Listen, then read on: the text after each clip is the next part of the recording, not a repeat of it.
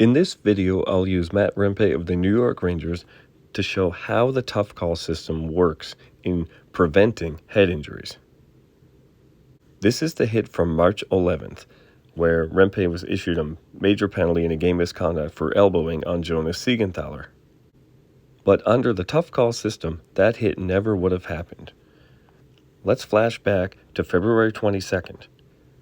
Matt Rempe was issued a match penalty for this hit on Nathan Bastian.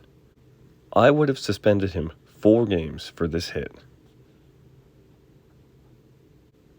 And wouldn't you know it, the 4th game of his suspension would have been this game against the Toronto Maple Leafs, where he delivered this hit to Ilya Lyubushkin. Now, to be fair, there was no penalty on this play, but I would have called it a charging. And I would have given him 3 games for this check. And incredibly, and you can't make this stuff up, the 3rd game of that suspension would have been March 11th when this hit took place. So therefore, it never would have happened either.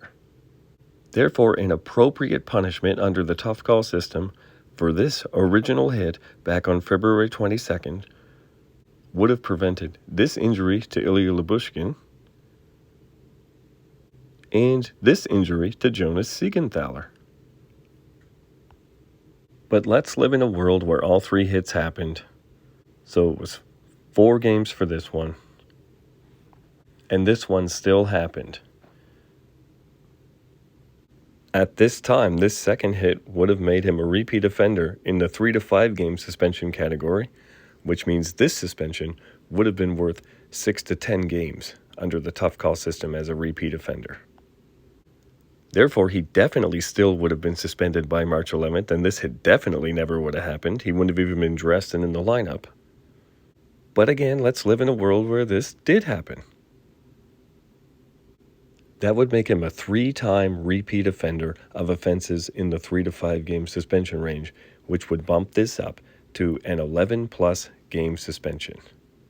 To me, this alone was worth 4 games, and then this one was worth 3 games, but he was a repeat offender, so that would bump that up to a 7 or 8 game suspension. And then this last hit to me is worth 5 games. So we're looking at 8 games plus a 5-game worthy hit right here. Adding those together is 13 games alone, plus a few more just because he's a 3-time offender in a short period of time. So we're looking at probably 16 or more games here. So if he didn't get the message after 4 games, and he still didn't get the message after 6 to 8 games, I think 16 or even 20 games is more than fair enough. And as I said, as it happened, this hit would never ever have happened to begin with.